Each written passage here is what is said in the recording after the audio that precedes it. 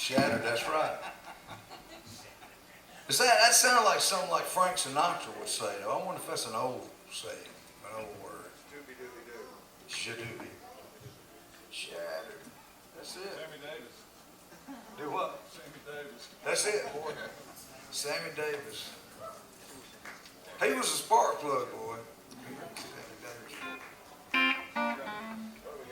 Dean Martin.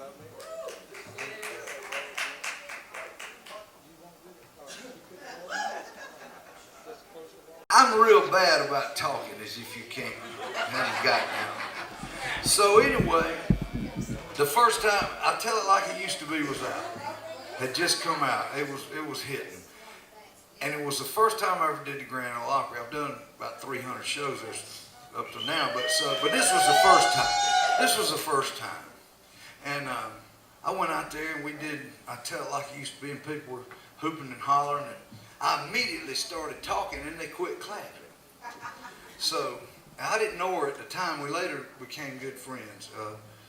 She and Sheila, my wife, were especially close. I walked over, and I later learned they called it, she was taking you to court. But I walked over, I was coming off the stage, and I saw this finger doing like this, and it was Minnie Pearl. And so I knew who she was, you know. So I walked over there, and I said, "Yes, ma'am." And she said, "Look, son, don't ever talk over your applause. It's too hard to get." So I tried to remember that. But anyway, isn't that nice? Isn't that fun?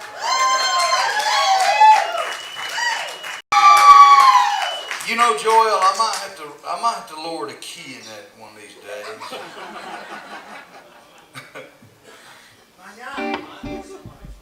I hate to do that, you know. I never have done that on any song. That would kind of make me feel feeble. What I'm talking about is lowering it so you don't have to strain so hard to hit the high notes. George told me, you know, I got to go to that George Jones thing, and I got to sing that. It was great. Yeah, it was fun. It was great, man. We were scheduled to be on it anyway before he died, and man, he was a good guy. I knew him. I'll tell you what, the Two Country for Nashville folks were singing a lot of George Jones today. I was paying attention to y'all. I wasn't just walking by. I had you tuned in.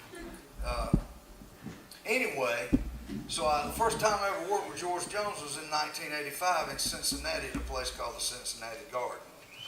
And so he invited me on his bus afterward. Man, I was so starstruck. I always was, really, still. And he invited me on there, and he was still drinking back then, and he had Nancy with him, but he still hadn't quite come out of that deal. And I remember the thing that stuck in my mind. He had 3 bottles of whiskey in the sink of the bus, and that's about all I can remember about that, actually. There's this, y'all ain't from there. Y'all don't live in Nashville. Y'all live in Louisiana, don't you? Anyway, yeah, I got run out too. So there's this place in Nashville.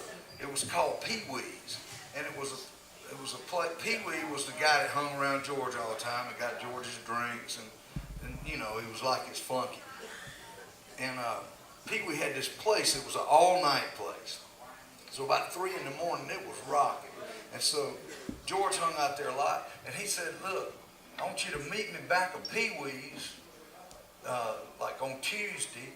At lunchtime, I'm going to take you to eat." I thought, man, all right. I had an old Volkswagen. I had a 63 Volkswagen, I think.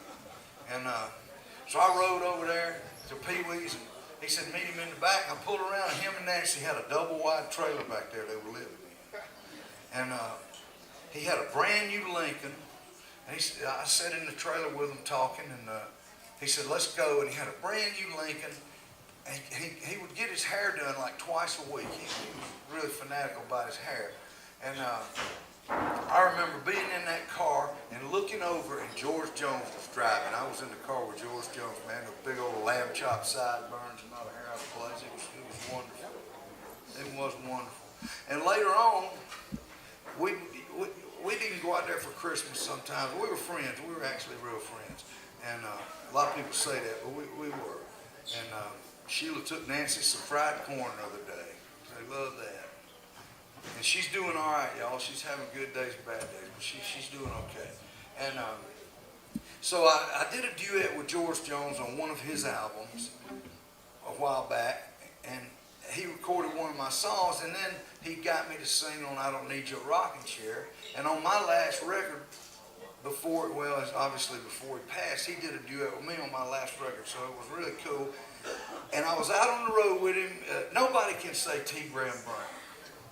Nobody can say it. They call me TJ, T. Ray, T. Roy, TJ Graham, T. Graham Bell, that's a big one. They call me T.G. Shepherd half the time. And anything with three names. They call me Earl Thomas Conley. People do. They do. Anything with three names. There's this band called Crosby, Stills and Nash. There's a guy in there named Graham Nash. I was in Florida. They put my picture in the paper, and underneath it said T. Graham Nash. So they called me everything. So I was out on the road with George, and we were in Oklahoma, and it was a Sunday. I remember it was real windy that day and hot. It was outside. There was about 10,000 people there. Anyway, we did our show, and they acted like they liked us, and I went to visit with George on his bus like we do, and he was in there watching boxing. He loved boxing, and watched it a while, and he looked at me and said, "Son, we're going to end up with I Don't Need Your Rocking Chair. I want you to come out there and help me sing it. We'll load up and go to the next show." And I said, "Yes, sir."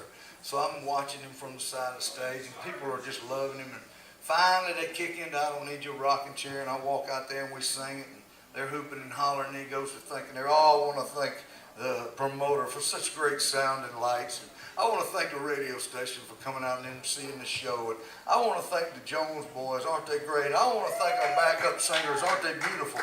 And then he put his arm around my neck like this and pulled me right there anyway, but most of all, I want to thank my good buddy, Tom T. Hall.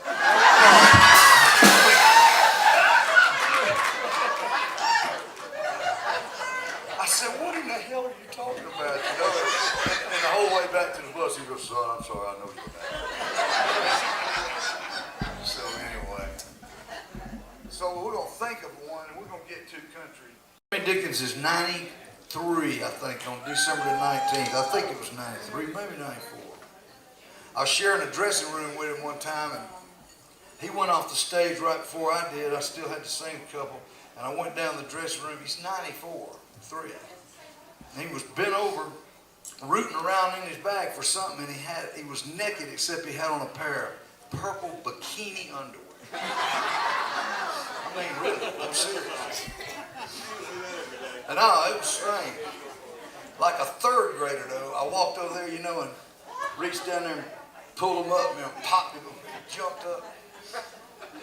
He told me, every time I see him, I love him very much. And I kneel down, I kiss him on the cheek, and I tell him that I love him. I whispered in his ear. And he's always got cigarettes and a hint of bourbon on his breath. The keys to longevity. He told me there was this old man and old woman sitting at home. The old man got up to leave, and the old lady said, "Where are you going?" He turned around and said, "I'm going down to the doctor's office and get me some of that Viagra." As soon as he said that, the old lady hopped up and started following him out. He turned around and said, "Well, where are you going?"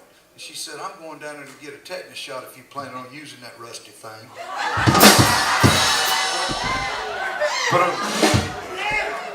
That's not me, that's little Jimmy Dickens.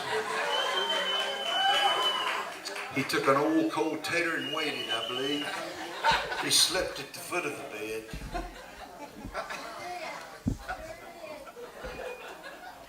He's something, man.